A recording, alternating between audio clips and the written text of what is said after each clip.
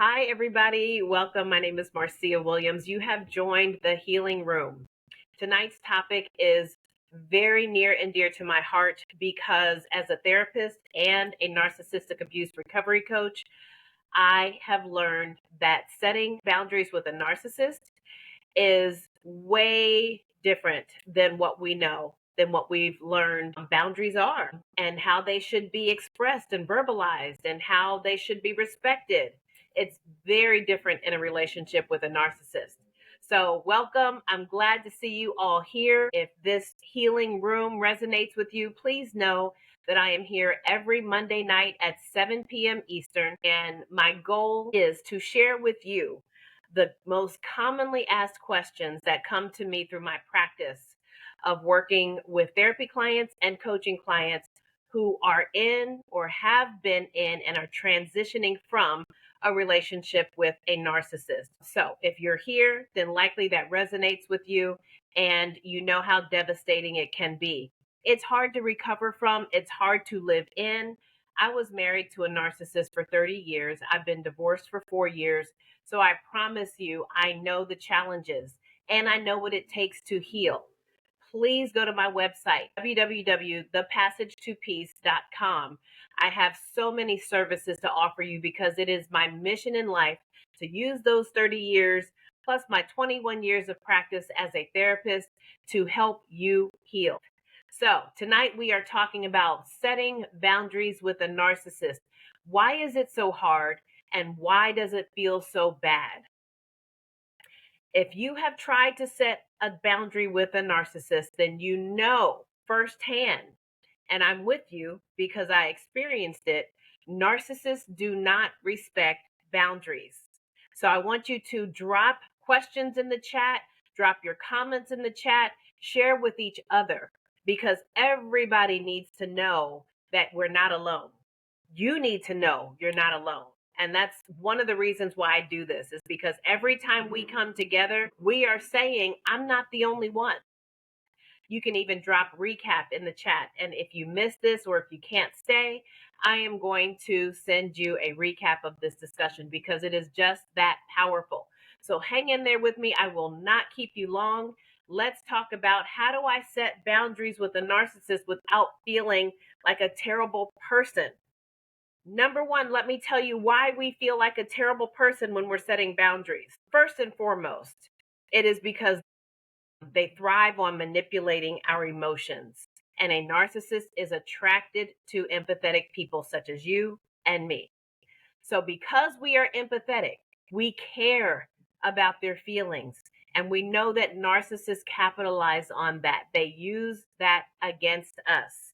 So, here's the truth. Most people don't struggle with knowing they need boundaries. They struggle with what it means to set them.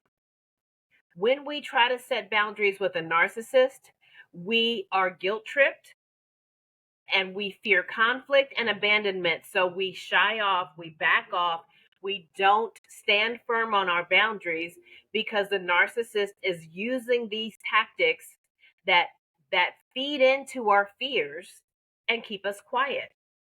Okay, so if you're like me, and if a narcissist was attracted to you, it's because we are people pleasers. And because we are people pleasers, we are going to acquiesce, one of my favorite words that I used quite often during my marriage. I had to just accept that it is the way it is, and it's going to be his way or the highway, his words, his way or the highway. Thinking back as to why I accepted that, not sure.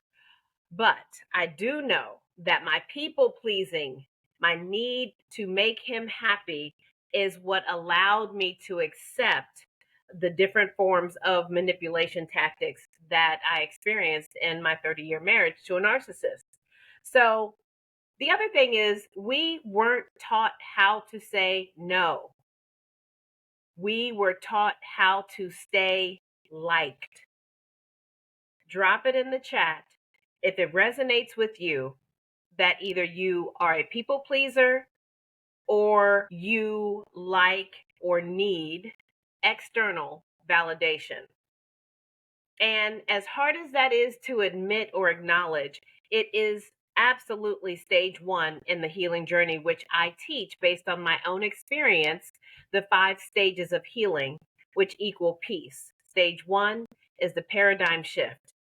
And that's when we realize this is not right. Something is not right. I'm not happy. I'm not okay. What am I experiencing? This is not the relationship, the person that I thought that I married or that I fell in love with. What's happening? Okay. People pleaser, 1000%. And I'm sorry, that says 10,000%, which I love that. When we're honest with ourselves, you guys, that's what does it. That's what just catapults us into healing, is knowing ourselves. We have to know ourselves so that we can know what the narcissist is attracted to in us. That is the key. All right, so let's stick to the topic. How do I set boundaries with a narcissist? Think about this for yourself. What's the hardest part about setting boundaries for you? What was the hardest part, or is the hardest part of setting boundaries for you? Is it saying no? Is it struggling to be firm and to follow through with your boundaries? Is it dealing with their reaction? Drop a word in the chat. Let everybody know we're not alone in this. It's not just me and one other person. It's hundreds, thousands, millions of us. And the healing room is where we get to come and feel safe and say, me, it was me. And this is a judgment-free space. And I am here to support you. So please share with us as we go. All right, so let's talk more about why it's so difficult to set boundaries with a narcissist. Number one, when you go to therapy, or if you're in therapy, it is so important that you know that setting boundaries with a narcissist is completely different from traditional therapy.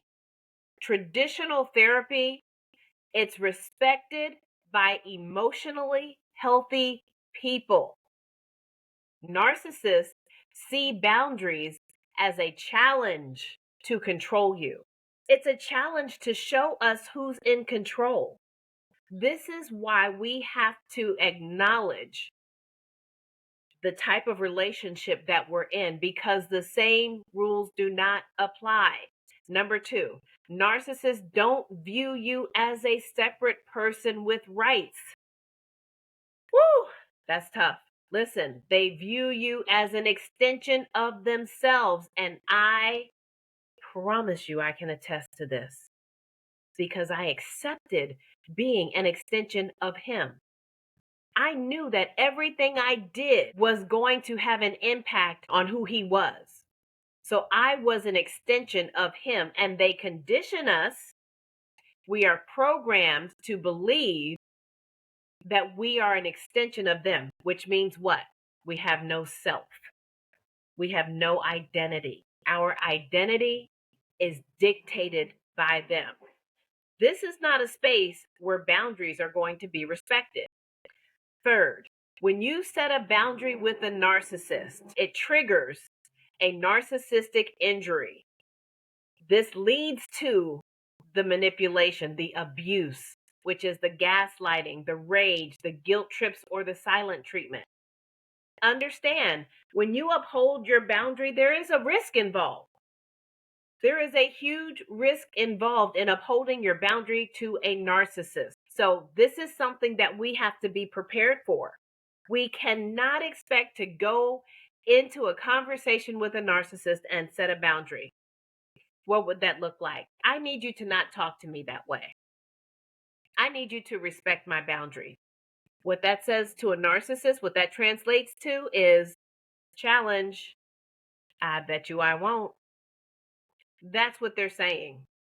That's what's actually happening. They're going to prove to you, they're going to show you that they don't have to, and you're going to be okay with it. Next, traditional boundary setting is rooted in mutual respect. Not happening in a relationship with a narcissist. With a narcissist, boundary setting becomes an act of self-protection. That is what your boundary means. Self protection and survival. That's literally how you have to see your boundary. Self protection and survival. That's how strongly you have to believe in the need for the boundary that you are setting.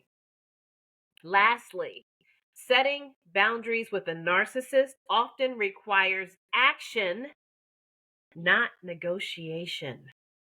You cannot negotiate with a narcissist.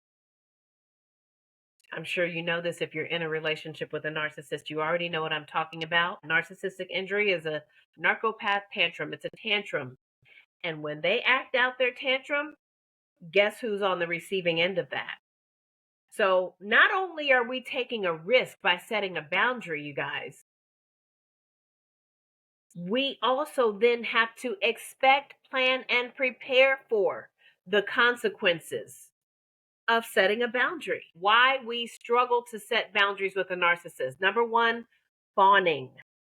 That's equivalent to people pleasing. We fawn.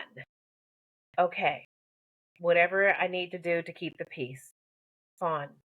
Whatever you say, acquiesce. That was me. So this is often rooted in childhood survival strategies. Number two, fear of conflict escalation or emotional retaliation. Fear is the common word there. Because of that fear, we're walking on eggshells. We are looking for the right time to say something. When we do say something, it's the wrong time. And then we fumble our words. We fawn. We freeze. Okay, so this is the impact of a narcissistic relationship on our ability to protect ourselves, prioritize ourselves, and take care of ourselves. Next is hope for change. Hope for change. It's one of the biggest reasons that we stay in a relationship with a narcissist and why we allow their behavior. So, believing if we just love harder or explain better, maybe I didn't explain it right. How many said, I thought I needed to explain it right, or I felt like I was speaking a different language? So, we keep thinking if we just say it right, they'll get it. But that is hope that we're clinging to with someone who's not capable. Why? Because they see boundaries as a challenge. Boundaries are a challenge to them. Next is trauma bonding, confusing abuse cycles with connection. Trauma bonding is a whole nother topic that is actually, if I'm not mistaken, next week's topic. So please come back next week, every Monday, 7 p.m. Eastern. We talk about these most commonly asked questions. And tonight we're talking about boundary setting with a narcissist, self-doubt, and gaslighting. We internalize the narcissist narrative that our needs are selfish or unreasonable. Over time, conditioning, programming, and the healing journey is about deprogramming and rewiring our thinking, which takes time and practice and grace, recognizing that you are in or have been in an abusive relationship.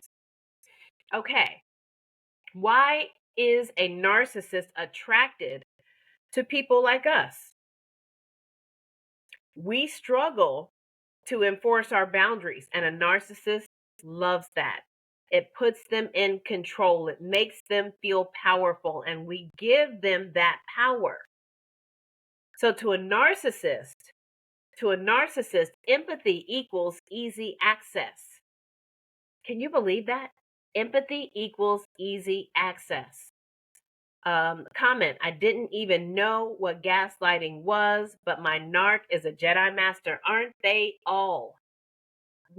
I'm so glad that narcissism and narcissistic abuse is becoming more well known. Some people think it's being overused. Hey, that's fine. For us, it is validation. Okay, so believe it or not, empathy equals easy access to a narcissist. They are drawn to those who care deeply and give the benefit of the doubt, which we do. We will give the benefit of the doubt over and over and over. I know I did that myself because I want to hold on to hope.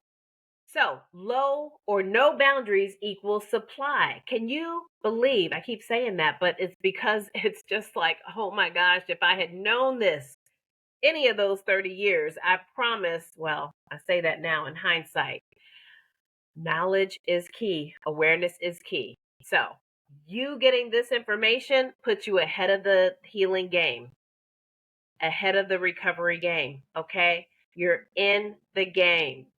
Very important. And it is a game. It is a game with a narcissist.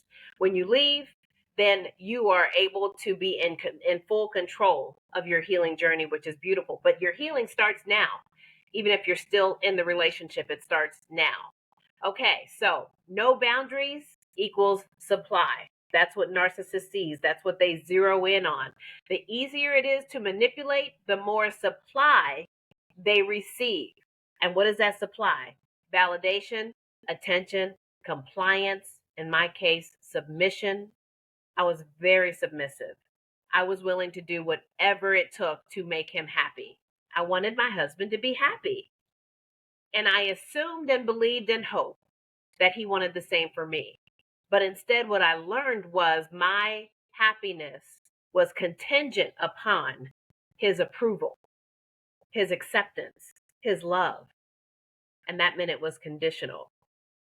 Hindsight. Gotta love it. All right, here's another reason why a narcissist is attached to us, because we have caretaking tendencies. Survivors often feel responsible for others' emotions. That's what we do. This is why there is complex PTSD and complicated grief, because we will feel bad for them when we leave them. When I left my narcissist, I was afraid he wasn't going to know how to pay the bills because I paid the bills. I was afraid he was going to not know how to take care of himself because I cooked for him every night. I was afraid I felt sorry for him. And it was a challenge mentally, emotionally, spiritually for me to remind myself of why I left, remind myself of what I deserve. That's what kept me moving forward. But my caretaking tendencies were absolutely what he was attracted to. And please check out my post that I posted not too long ago about why a narcissist is attracted to us. And I spoke about me personally, gave a very, very personal account of my experience in actually asking my ex what attracted him to me. And that is where I learned the cold, hard truth. Thankfully, he was able to share it with me. Check out that post. All right, we also avoid conflict. We need approval and the conditioning to normalize dysfunction. If someone grew up being taught that love means self-sacrifice, then a narcissist sees the opportunity to exploit that.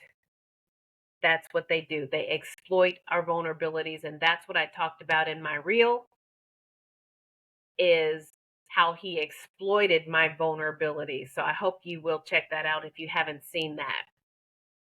So here is a powerful reminder. With healthy people, boundaries create connection.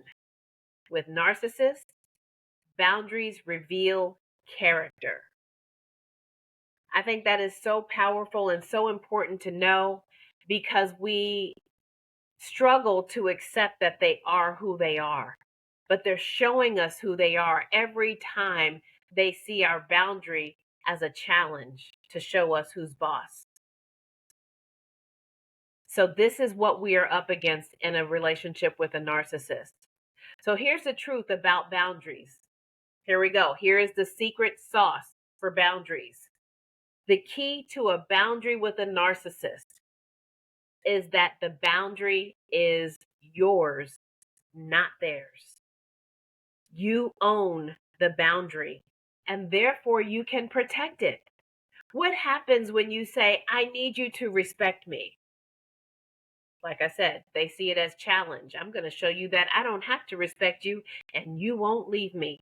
You'll forgive me. You'll give me the benefit of the doubt. You'll make up excuses for me, or you'll accept the excuses I give you. That is what a boundary is that we have no control over, and therefore it's not a boundary in a relationship with a narcissist. What does a boundary look like in a relationship with a narcissist? Here's what it looks like. I am not comfortable with this conversation, and I'm not going to continue this conversation with you. So, what is a narcissist going to do? Are they going to say, oh, "You're right, my bad, I didn't mean to disrespect you"? Of course not.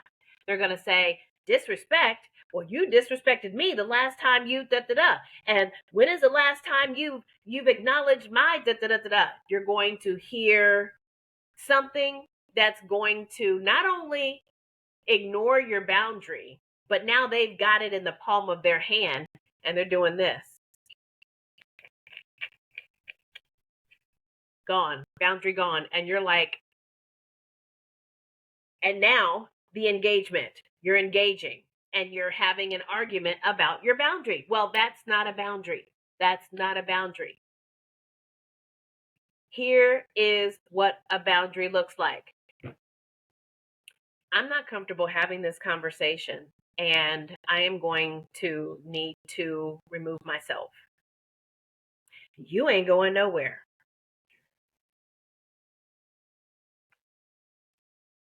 You have the power over that boundary. Now, don't get me wrong. Plenty of my clients say, oh, they'll just follow me all around the house.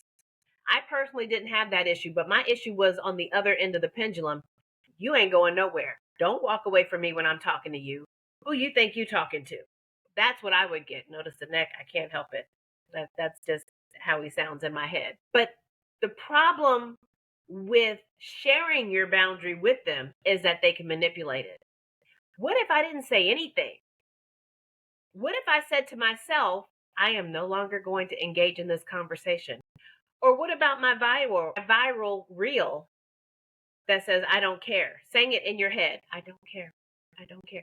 Because listen, guys, I want you to be safe. And it's not always safe to walk away. It wasn't safe for me to walk away from my narcissist. He wasn't having that. He wouldn't allow me to disrespect him, yet he could disrespect my boundaries. Anyway, back to you. Here is what you do. Number one, you do not have to even share your boundary. Why? Because they see it as a challenge to show you who's in control. Don't give them that power. Don't even share it. Instead, you're telling yourself why? Because it's your boundary that you have the power over. And sometimes, let's say you can't leave, like as it was in my case, I had to sit there and take it. But guess what? I wasn't taking it after a certain point when I recognized what was happening to me. So instead, I would just go within and talk to myself. I'm no longer engaging in this conversation. I am removing myself from this conversation. He can't force me to talk. He can't force me to engage. He can't force me to express my feelings. I have control over that. So I focused on what I had control over, and that is the key. What can you control? And you can control whatever you don't give away to the narcissist. So you can be kind and firm. You do not have to explain your no. No is a full sentence. It's a whole sentence. No. And then silence. On your part, that is. They don't take no for an answer, but it's your mouth. It's your voice. Take control of what is yours. We're also in future sessions, we're going to talk about how to regulate your emotions because it's not easy. Anything that I could grab, I was throwing it because I was so mad. Because I didn't feel heard. I didn't feel respected. I didn't feel valued. I got angry. Whew, I was angry. And that anger does not sit well forever. You can suppress.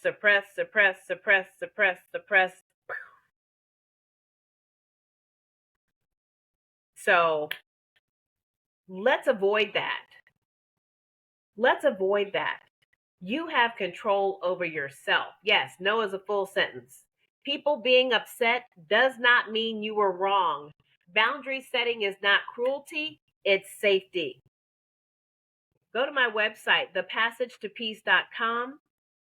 You will soon find, coming soon, is an entire masterclass on how to protect yourself from manipulation, how to set boundaries. There's already a free masterclass there on the 5 stages of healing. I do coaching and therapy sessions, and I work with you because I get it. So many of my clients say, "You get me," and I do. And I wouldn't be able to say that if I hadn't experienced 30 years with a narcissist. I'm 55 years old and I've got a long, happy, amazing life to live. And I am so excited to be here for you every Monday night at 7 p.m. Eastern. Also, if you're coming in late or if you're looking at this later, drop recap in the chat and you will get a recap of what we talked about tonight, because boundaries, it's so important and it's so unlike anything that traditional therapists will tell you to do. Beware in couples counseling if you are being told to express anything to a narcissist. That means the therapist is also being manipulated by the narcissist. I am here to support you in any way I can. Please follow me. Please continue to let me be here for you and to support you. My heart is with you, and your healing journey is my honor. So thank you so much for being here tonight, everyone. Take care, and I hope to see you next Monday, 7 p.m. Eastern, in the healing room.